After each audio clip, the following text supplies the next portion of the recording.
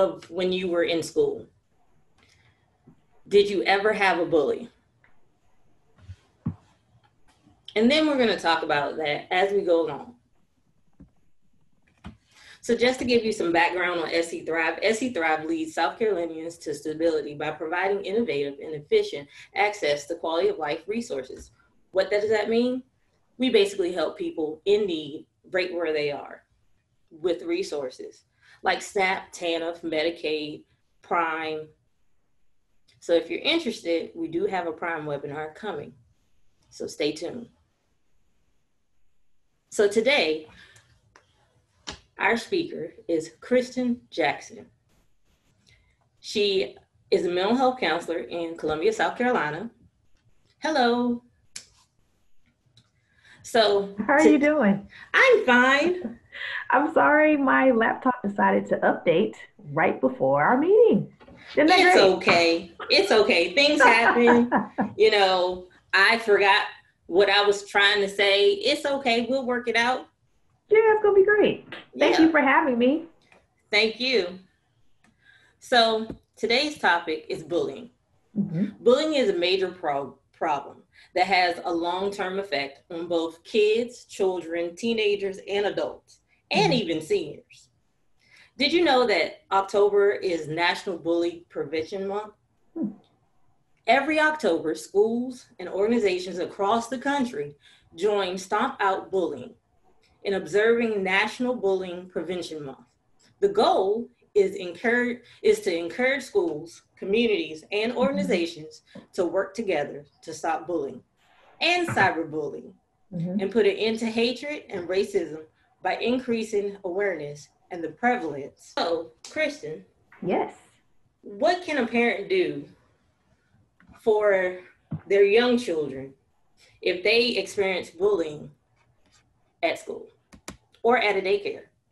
Oh, so I think the important part about this is education.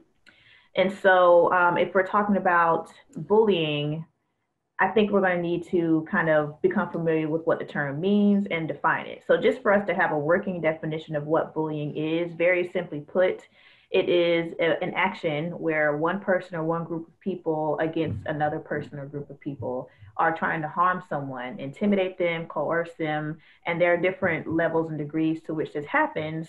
But I do believe that, first of all, we need to have, like I said, just an idea of what that means. Obviously, that definition has changed over time. I do talk to clients about their trauma. I'm a trauma informed therapist, a trauma specifically trained therapist. My bio was kind of long, but I'll kind of give you little tidbits about myself as we go. But a lot of what I do is working from that trauma lens, meaning I'm going to be asking you questions specifically when we're doing the assessment, when I first meet you, when I interview you about things. I'll be asking you what your trauma experiences have been, which I know we're going to get into later. But you'd be surprised how many people are like, oh, I didn't really think that that was really bullying or, emotional or verbal abuse. I didn't really think about it being like that because back in the day, people played the dozens, and that even comes from a pretty dark place, with slavery and things. But we kind of get used to and desensitized to these things and believe that we're supposed to be taking a lot of the verbal jabs that we do. So when I'm talking to clients and they're asking, and I ask them, if you could think childhood on up, what does bullying look like? Have you experienced any of this? A lot of them will say no.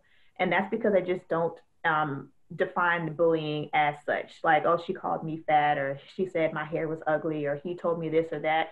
Bullying in relationships, whether they're intimate dating relationships or family. And so I have to do a lot of in that arena in my counseling practice to educate people about what bullying even is.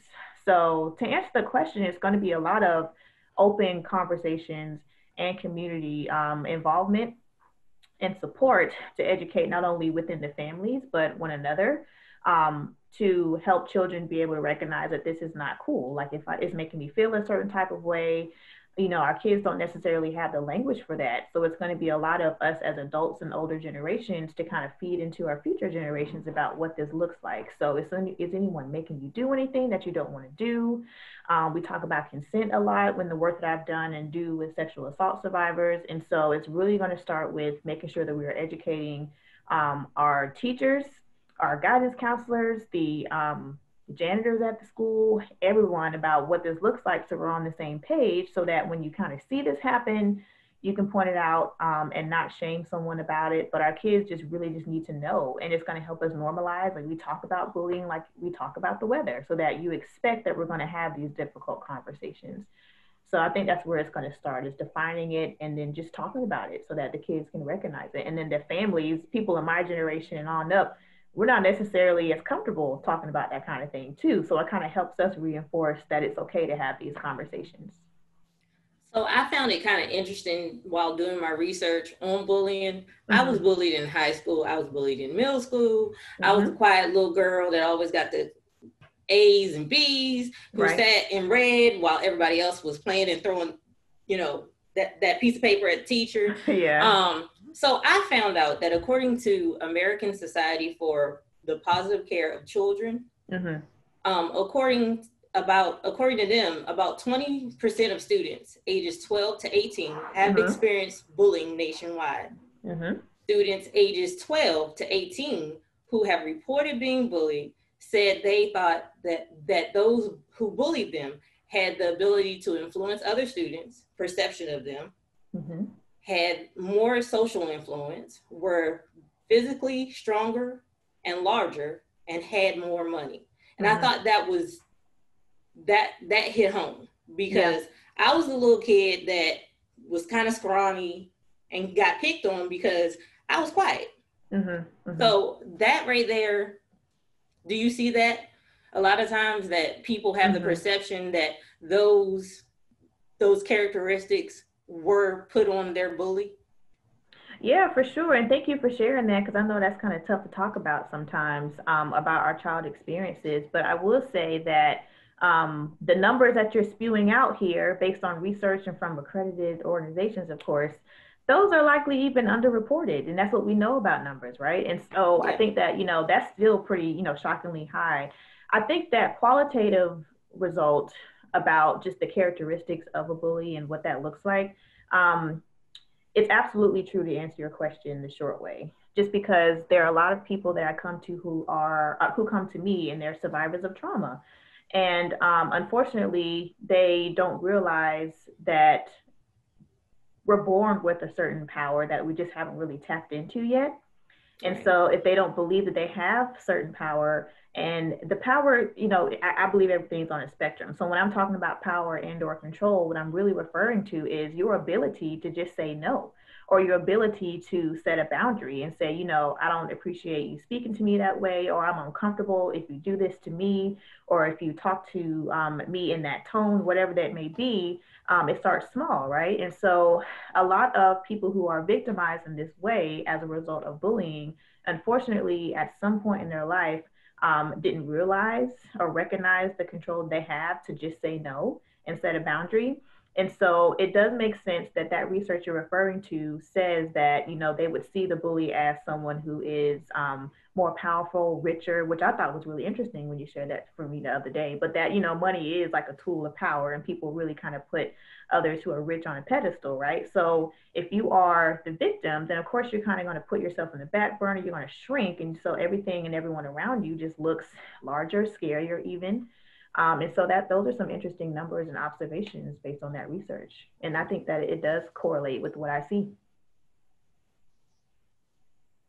Bullying has a serious and lasting negative effect on the mental health and Absolutely. overall well-being of youth involved in bullying in any way, including those who are bullied by others, the Mm-hmm. youth who are doing the bullying, Mm-hmm. and those who see the bullying going on. Yeah. Sometimes it can be referred to bullying victims. Can you elaborate on that? Yeah, this piece is really it's layered as what what's what you're alluding to, right? There's so many different things to consider and intersectionalities when we're talking about the bully and the bullied, right? Right. If we're going to talk about, I guess, the victims of bullying, then there is likely an element of some type of trauma, which because of the way I practice, I believe that we're all survivors of some type of trauma on some degree, right? And unfortunately, that does kind of teach us, like I said a little bit earlier, that we don't have as much control as we realize, and we're not going to really kind of see ourselves as someone who deserves even to have these boundaries put in place. Now, the bully on the other side, there's that argument. I don't know if you've heard before. The clean slate nature v nurture argument, right? We kind of are products of our environment. We kind of do what we're taught. I think it's important to point out for people who are the bullies that you're likely doing what you're taught. Yes, I think that's part of it. But another piece that I think is so important to get into is the trauma responses, right? So not to excuse any negative or harmful behavior, but I do think it's worth mentioning that if a bully, for example, is in action and they're, you know, exhibiting those negative behaviors and they're really kind of verbally or even physically beating down on someone, they're likely in the fight mode, fight or flight, right? We're talking about trauma and our responses to different threats, whether it's emotional threats or physical threats. A bully, if you will, is going to be someone who's likely in the fight mode at all times, right? So they're the person who may be at home seeing things that are scary to them. And biologically, what their body is telling them is like, you need to put this wall up. You need to be in fight mode all the time. And no matter what it is, if somebody makes you feel like you're threatened emotionally or physically, you fight. So the brain has this really funky way of, yes, all these mechanisms are very primitive, the fight or flight, the cortisol going, you got your adrenaline rushing, all this stuff. But our brain, unfortunately, does not know the difference between an actual threat and a real threat. And so when faced with just that, something that is scary to them and that will make them feel uncomfortable, then they're automatically in fight mode. And so those are the things that I hope that our communities realize when working with bullies, because I do some work on the side with one of my friends as a JP training SC, and we're a professional development firm. We do a lot of work over the last year or so presenting our Boys in the Hood presentation. And what we're talking about there is the trauma and its implications and impact on Black and Brown boys. And even next month, we'll be working with an agency out of Greenville to present our training for girls, for Black and Brown girls next month. That's awesome. Yeah, thank you. And it's really interesting as we're doing this research and presenting it and talking to various agencies about how to work with these kids, both the bullies and the bullied, about how trauma is just such an intricate part of that action. Because you'll see things like, you know, I feel like I have to fight because I don't have time to really make intimate connections or friends because I feel like people are always coming to me, because our brains don't know the difference between, this is not really a real bear, Christian. Like, it's not a real bear, just something that makes you feel like the bear. So you feel like you have to fight. So if you're in fight mode all the time, it's kind of hard to try to make those connections. And then trauma obviously has that impact on us developmentally where, you know, I may be responding now as a 34-year-old woman like I would when I was 12 because maybe I haven't done my work, you know. And so of course I'm going to bully. I know we're going to get into that about how that kind of rolls over into adulthood for workplace. Right. Mm-hmm. And now, you know, we have another aspect. I'm an 80s baby. I didn't have a phone. So, you know, you got that little piece of paper in the mail. They slid the little piece of paper that said, I don't like you. Right, and then you thought about it and then you crumbled it up, or you thought about it and you just laid it on your desk. Right. Well, now they got the phone, they got the tablet, they got Snapchat, Instagram. I don't know. Yeah. It's a lot of apps out there that your friends or your not so friends can email you messages. And it's very important for parents to know that there are apps out there. Yeah. Your child can receive a text message, an email, Instagram, Twitter, Facebook. I know that's like real old because my son has apps on his phone that I'm like, what is that? I don't know. And if you don't say what is that, they will never open up. Like you have to have a dialogue with your child or with the child that you're taking care of to open up. And like my husband plays video games. My kids play video games. I don't like them, but I watch them. And sometimes they have the headphones on, and you have to physically, as a parent or a guardian, physically take the headphones off and listen to what they're saying, because they could be saying some embarrassing things to your child, Mm-hmm. it could get deeper than that. Yeah, it gets ugly, And, man. I and listen it, to my husband plays video games. He's not always very nice. exactly. So I mean, and people don't really know who the Mm-hmm. person is on the other end either. Right.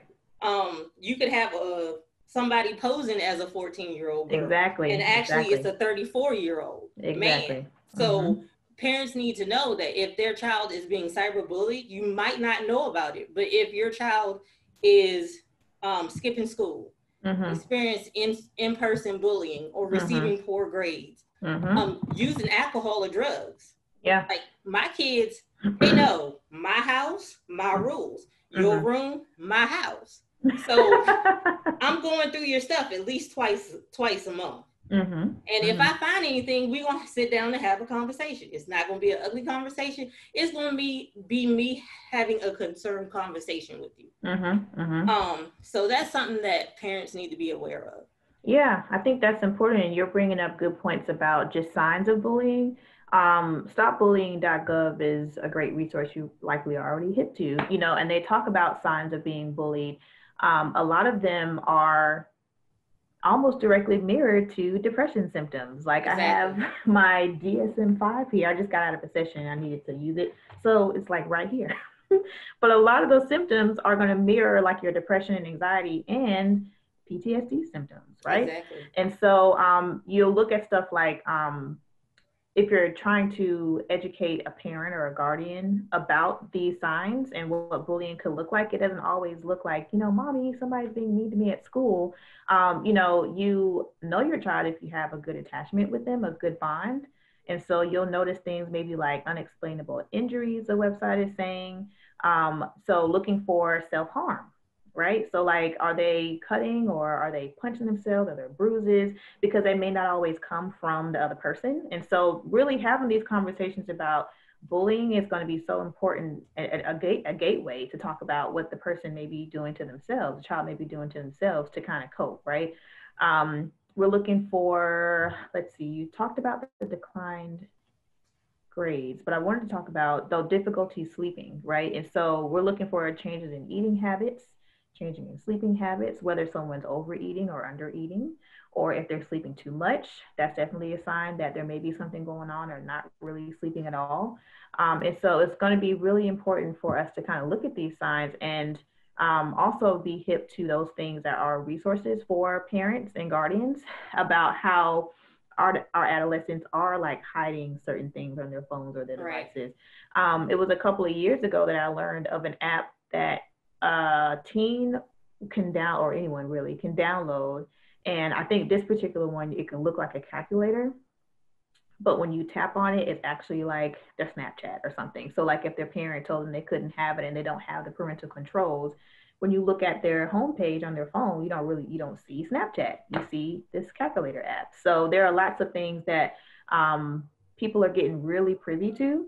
And if you notice kind of like the evolution, even in social media, like even up to Snapchat, it went from things being permanent and you having that footprint on the internet that's more obvious to now it only stays up for 30 seconds or 24 hours. There's an expiration date on these things. So it's harder for people to catch this stuff. So there's lots of things and ways that the bully can get around and kind of infiltrate one's life. And it's really tough for these kids. And I agree with you. Back in my day, I ain't had all that. I didn't have to worry about it, but they're so easily accessible. I mean, LinkedIn. Yeah. If we're talking about workplace bullying later, like that's a place to bully too, and the competition and all the things. So it doesn't just apply to adolescents and the apps for the kids. Yeah, I mean, you can be bullied anywhere. You can be Absolutely. bullied at home, at work, Mm-hmm. uh, at your place of worship. I know Look, I was about to say at church. weird, but you I can was about definitely to say be that. you can definitely be bullied at church. Yes. Hello, somebody. Mm-hmm. Yes. But to get back on track, Mm-hmm.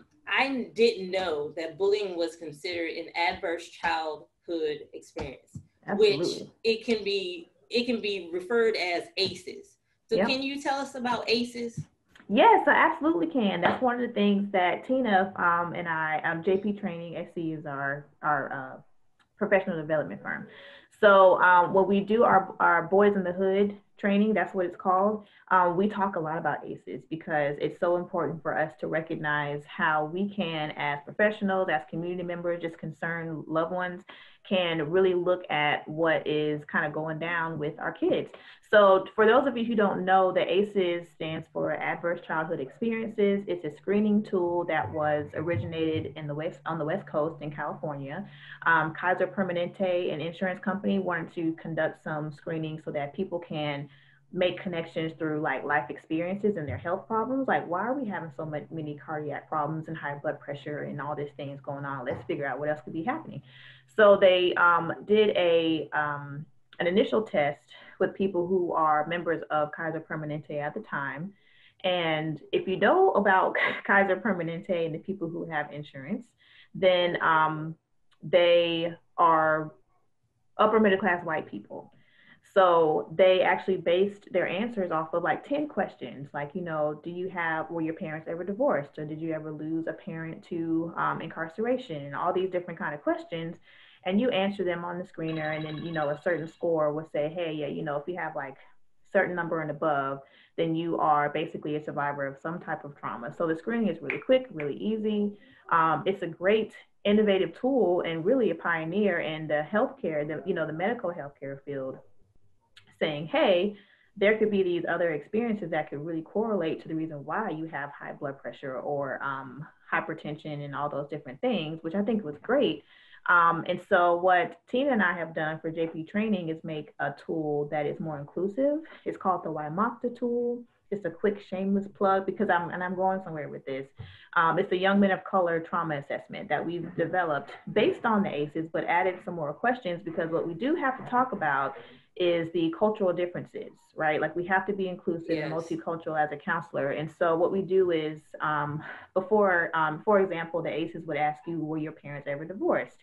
And that implies your parents are married, and so for those people in Black and Brown communities, and not just Black and Brown communities, but we have to consider the numbers are higher where there are a lot of children who were born where their parents were never married.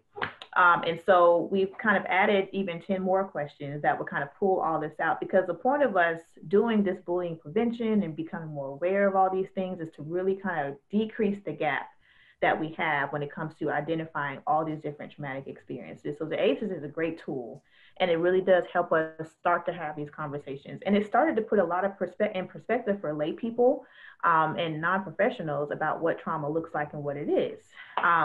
So the higher that someone has experienced these various traumatic things, the more likelihood that they would have a lot of health problems. Now we're talking about correlations to mental health and physical health and how that would impact your quality of life. And so I wanted to also point out that we talked a little bit earlier about how back in the day, and I have to really kind of educate people about what bullying looks like, because if you have like people who are familiar with the dozens where they're saying your mom is so fat, this and that, they don't count that as bullying, right? But now we talk about it and we realize, it actually is. In the Black community, that's something that people have done. But now we're having all these questions and conversations about what culture looks like. It's more than race and ethnicity. We're talking about socioeconomic status. We're talking about your gender identity, your sexual orientation, your religion, your spirituality. So when we're talking about bullying and really trying to, like I said, close the gap and have these conversations, there are so many intersectionalities that we need to consider when we're talking about bullying. Because what does it look like in the Mexican American community or the Latinx community versus the Caucasian community versus the Asian community? Like, what does it look like? Because we don't want to make assumptions. So I love how the ACEs has really started that conversation to really help us kind of move forward in the treatment that we're able to offer. What has been some positive coping strategies that you have incorporated in your practice to help children or adolescents overcome bullying? Yeah, so that looks like when we're working with adolescents, it's a lot of repetition and like fundamental things, right? So I think the most effective part of my practice with adolescents and the subject of bullying is identifying what bullying is. And I have to go back to that because you really can't move forward unless you can identify this thing, right? So if you say, okay, I know that when this person said this thing to me or they treated me in this way, that was bullying, So giving them that information is powerful, first of all. And now we're talking about, okay, so how do you feel after that looks, after you've experienced that? So I use something called the feelings wheel. The feelings wheel helps us to expand emotional vocabulary. And I use it myself. I even put it in my book that I wrote for adults, but still, it's really powerful because it gives you words that are more than just saying I'm angry. It's I'm invalidated, I'm disappointed, I'm embarrassed, I'm hurt, I'm infuriated, because there are so many things that stir below that people don't see before you see it as me being angry. So it's a lot of identifying emotions. And so once you're able to say how you feel and really kind of pinpoint exactly what you feel, then you're able to say, okay, let's talk about coping skills, right? Because I'm going to need something different if I'm like at a 1 on the scale or a 2 or a 3 versus a 10 on the angry scale. So like I tell my clients all the time, if I'm kind of annoyed, which is probably like a 2, 3 on the scale of 1 to 10, 10 being the most intense, then I can go watch Vampire Diaries, which I happen to love on Netflix, and I'll be straight, you know? But if I'm like embarrassed or hurt or really feeling invalidated, then I may need to go journal or run or scream into my pillow, which I've done. So I'm normalizing what these adolescents are feeling, helping them identify it, and we're talking about things that they already bring to the table. So specifically talking about coping skills, then it could be something like, okay, so you like to play video games. So let's go there and play some video games as long as it's safe and healthy and not the source of their bullying. But let's just go kind of distract ourselves for a while. Then afterwards, let's go sit with this thing. Let's deal with it. You know, once you Let's get to talk a about certain, let's it. talk about it. Let's journal about it. Sit in your feelings. One thing that I have been talking about a lot recently is personifying your emotion, right? So if I'm feeling anxious or depressed, then let's just call it anxious anxiety is a her. If she comes and she sits with you and she's telling you all these things that you have to worry about when you go to school tomorrow and you see Jimmy, you know Jimmy's mean to you, you got to do this. Oh my God, what if you wear this thing and you run into him in the hall, it's going to take your lunch money or something like that, right? Like we throw all of our anxieties into the future. That's what anxiety is. Then sit with anxiety and say, okay, I know you're trying to prepare me for something. So what is that thing? So we're going to lean into what anxiety is trying to tell us. And for me, it is easy to personify things. That's just how I roll. It makes it easier for me to say, okay, girl, what you want, anxiety? What are you trying to tell me? And then we can kind of strategize from there. But it's definitely going to look different for everyone. But again, you won't really know until they're knowledgeable enough to be able to identify it on their own. Thank you. Mm-hmm. Okay, so now we're going to talk about the infamous workplace bullying. But like I said, bullying is often thought about as a problem in the schoolyard. However, the issue is becoming more and more prominent in the workplace. Bullying is considered as a targeted effort to destroy the reputation or interpersonal relationship of an employee. In most cases, the bully singles out one person or recruits to join in on the bullying tactics. These actions create isolation for the targeted person. So I guess my question to you is, if somebody figures out, because you got to feel out, you got to observe the nature and the culture of the organization that you're in. If you figure out that you're in a bullying situation, like what's the first step you should do? I think it's important to read the employee handbook about certain policies, such as maybe whistleblowing policies or HR policies about like what is in place to protect you, you know, and what you can do as far as filing grievances or complaints. Because if we're going to talk about power and control, like we did a little bit earlier, some people are really scared to say anything about their supervisor doing something like that, right? Because that could be where the bullying is coming from. So I say initially it's going back to knowing your rights. First of all, what can you do? And then secondly, if we know when we feel uncomfortable, you know, so I mean, it's not rocket science to figure out that it's like, it can be, you may not use this word triggering, but you know when you're triggered, you know, your intuition, your gut tells you, hey, something's wrong. And most people just push it down. I'm all right. Let's keep it moving. I need a paycheck. But it can impact your day-to-day functioning. Absolutely. Like the bottom line is, you need to be aware of disjointed and dictatorial cultures at the workplace and know the difference between having a stable culture and having a disjointed workplace. You know, a disjointed workplace can cause a person to feel depressed. I mean, you literally have physical issues, like your blood pressure goes up or it goes down. You're not eating, you forget to eat. You're eating too much. You saw that cheesecake, now the cheesecake is gone because you inhaled it, you know? Yes, and I can say, like, just knowing all this stuff before you even start a job or when you go in, like, I know we don't always read our employee handbooks, but that's important to know. And so, I mean, I can say I have definitely been a victim of workplace bullying for sure. And I was that person in the middle of my sessions crying and not eating and super stressed out because I'm just, for me, it was, I'm giving this place too much power just because they're signing my checks. Now I work for myself. That's how I handle it. So you do it to what degree, you know, you need to do it. But it's going to be really important for you to get in tune with yourself. So you kind of, you know, it's just because you're at work doesn't make it any different than any other human affecting you in that way, right? And so how else would we deal with anxiety? How would we deal with stress? How do we deal with depression? It's really acknowledging it first and not saying, oh, I'm just kind of worked up because, you know, they said that one thing to me. Like, don't invalidate yourself. Don't count yourself out and say, oh, that's nothing. If you feel like it is, call it what it is so that you can address it. And so that's when we go back to, you know, the different coping skills that you're going to need on that spectrum of anxiety to whatever degree you're feeling it, giving yourself that thing. So it's a loaded, long answer, but I do think that it's important as long as you're able to admit it to yourself, then of course you're going to be able to kind of move forward. So how does bullying affect the work relationship between leadership and their subordinates? Oh yeah, that's that power differential again. There's a lot of potential, and I will say, for gaslighting in that type of situation. That was someone said their partner resigned after workplace bullying. Do what's best for you, because I'm gonna tell you, gaslighting could be something that will lead you to say, "This is the last straw. I'm going to leave my job." Gaslighting meaning someone is denying your reality. You hear that a lot when people are talking about intimate partner violence, formerly called domestic violence. Relationships and abusive relationships where someone would say, why are you, you made me do this. It's because of you that I did this to you.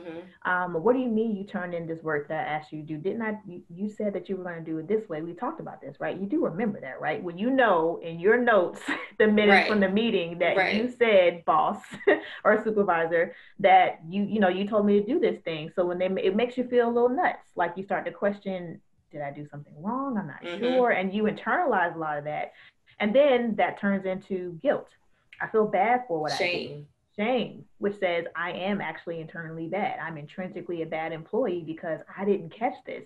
So when you start to feel like you are questioning who you are and your ability, your skill set, which, remember, folks, that's what they hired you on, right? They hired you because they saw something in you to put you in that position. So when you start to question that, that's what I would say is a good red flag for us to say, okay, this is likely some workplace bullying to whatever degree, you know, and it's okay for us to have these conversations. We're encouraged not to because we're so afraid of what could happen to us if we do. But that is where HR comes in. That's where you get a mediator, someone that is there with their sole purpose is to take record of whatever meeting you decide to have. And it's in writing.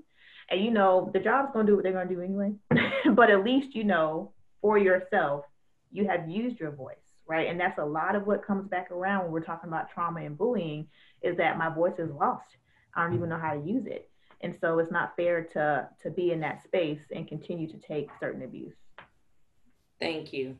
I was at another entity, not the entity I'm at right now. And I had death in the family and I came back and the person was like, I need you all here. You can't, your grieving time was over when you took leave. And I'm like, what? Yeah, as if there's an expiration. Okay. Yeah. So I had to remove myself from the situation because it was not going to be nice if I stayed. Yeah. So you have to, like you said, you have to do what's good for you. But I guess my next question is, if you notice once you've removed yourself from the negative environment, and you still feel anxious, you still feel depressed, what do you suggest somebody should do in addition to removing themselves and journaling? Yeah, and all that stuff. It's like I tell my clients a lot, if you were going to remove yourself from like a negative conflict, confrontation or a conflict, like think about what they're taking from you. In that moment, you're taking my peace, maybe part of my sanity, my voice is not being used, my joy, all these things. Like in this moment, you're taking that stuff from me. So if you're going to remove yourself, you need to go get that stuff back, right? So whatever it is, like I might walk away and, they say, you walk away, count to 10, take a deep breath, but you're probably going to need a couple of things. Yeah. You know what I'm saying? You're going to need a few things. Maybe you go take some PTO. It's there for a reason. And that is something that I learned when I was, this time last year, I became sick because my stress was so bad. So my anxiety has unfortunately manifested into a health issue now. And so I've had to give myself a lot of things to make sure I'm balancing that. I need to eat more. I need to drink more water. If I'm going to walk away, I need to go figure out, hey, I have 80 hours of PTO, or I have 40 hours of sick time that is just sitting there because we're supposed to use that when we die, apparently. Like, people don't use that.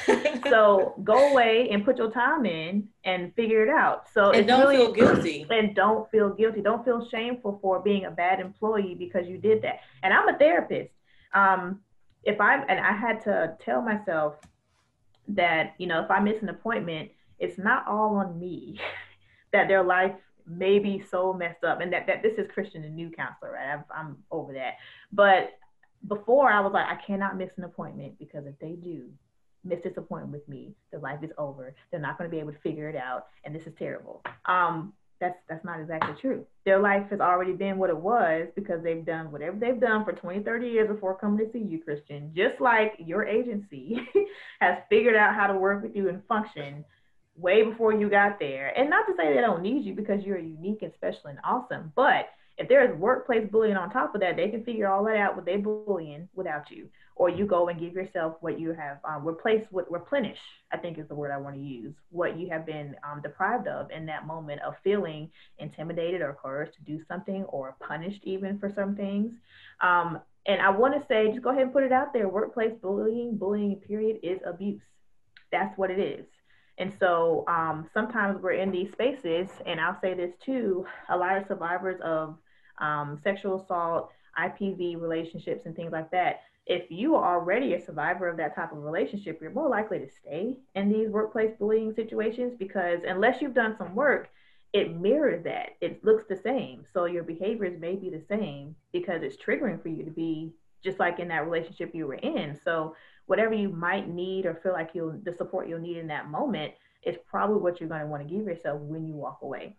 Whenever you decide to do that, and support is going to be so important. I know SC Thrive does a great job of pouring into the community and really letting us know about what these resources are that are out here. Thank you. So some psychological effects of bullying may include thinking or worrying about work constantly, even during your off time. Oh, yeah. I'm a workaholic. I really don't see this, but my family could be like, you got some issues, but I just like what I do. And that's why I do off duty my research, because I find out that, like bullying, I knew about bullying, but I didn't know about ACEs. So I educate myself. Right. But dreading to go to work or wanting to stay home, needing time off to recover from stress. Those are burnout signs. That's exactly. Yes. Having suicidal thoughts, low self-esteem, it does self-doubt.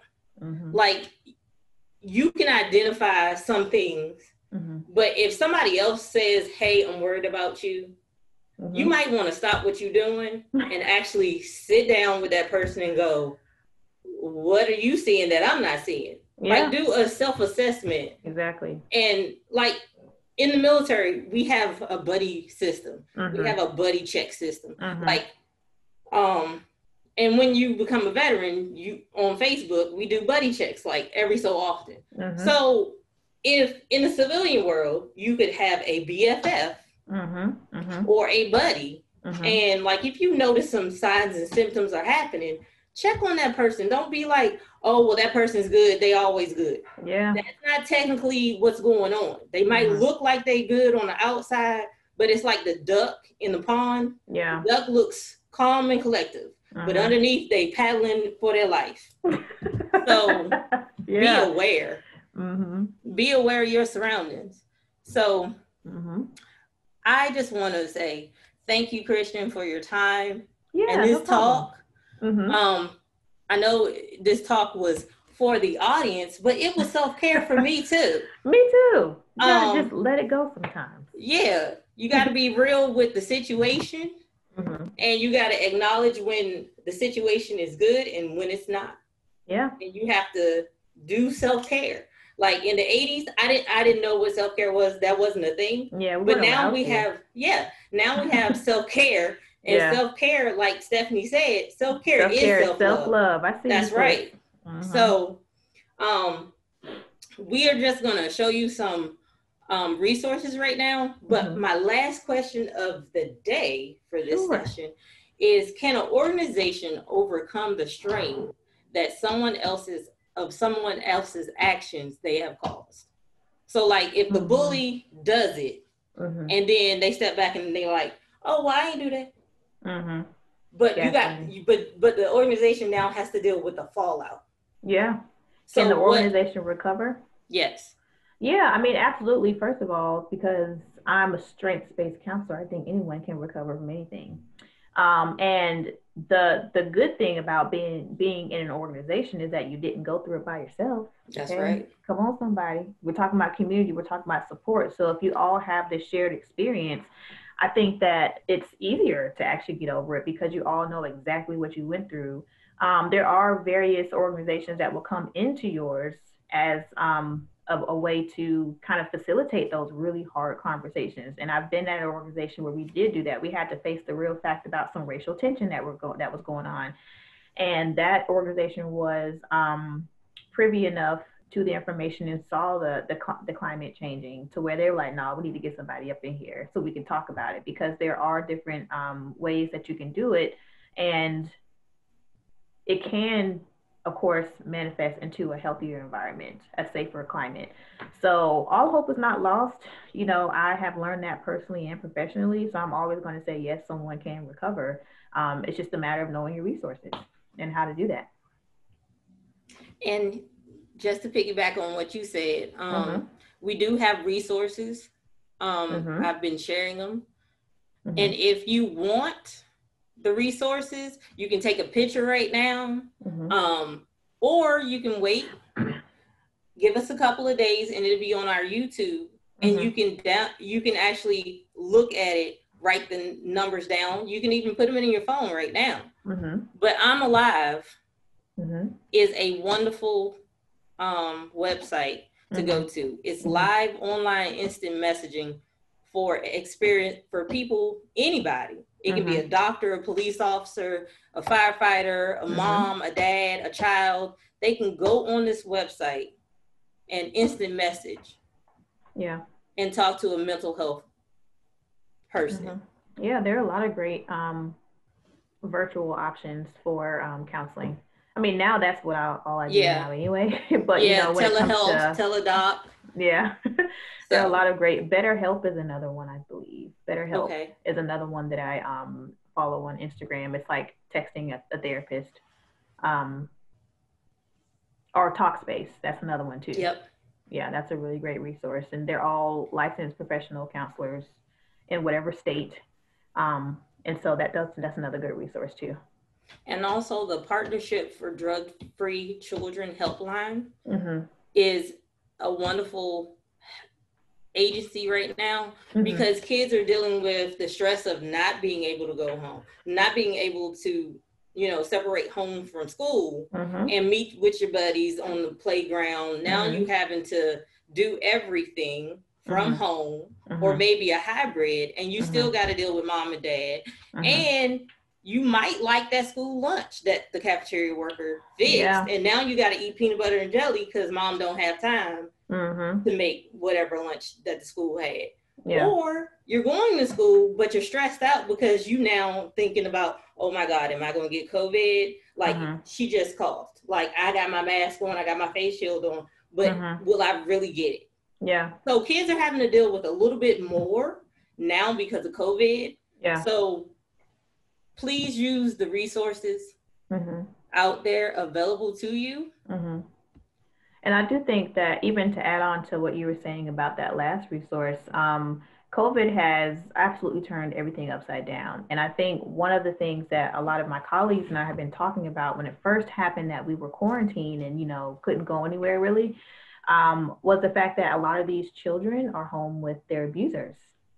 They're home with their bullies, so we can't, I'd be remiss if I didn't mention that. It's really important for us to talk about the difficulty of just the dynamic that the anxiety is increasing for our kids. Suicide Yes. rates went up for our kids. Unfortunately, attempts have gone up for our kids because they did have that reprieve from their bully who may be at home. Your family can bully you. So Yep. a lot of them are sitting in my office now and they're talking about, or on my screen now, I guess, but they're talking about the fact that mommy and daddy bullied them back in the day, or that their sister always hated them. And a lot of these kids are experiencing that. They don't have that break.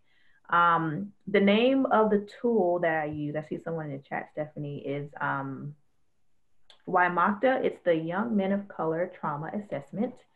And that is the inclusive version of the ACEs that we made, or version of trauma screening tool that we made. And I can put my email address in the chat here.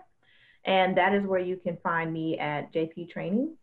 And we can talk about maybe how I can come to your agencies. Tina and I can come and put this training on if you want us to, or talk about sharing the tool and training you on it. So we can talk about that. And I want to make sure I put that right in the email.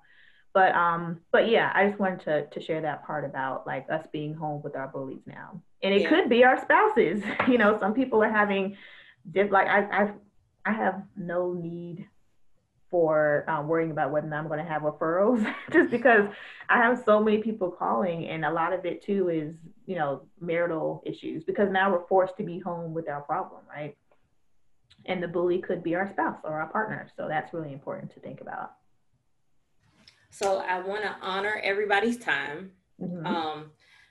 We put on the screen the Mental Health Matters form survey, as well as if you click on the link in the chat, you can answer, it'll take you straight to the survey. Mm-hmm. And please take some time out to fill out that survey, because it tells us whether this session was good.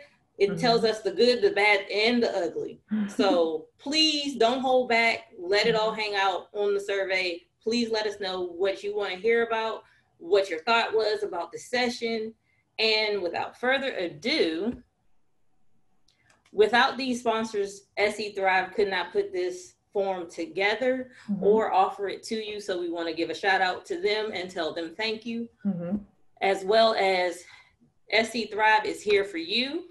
Mm-hmm. And anybody in South Carolina that might need SNAP, TANF, Medicaid, or just want to know what we do, you can reach us at 800-726-8774.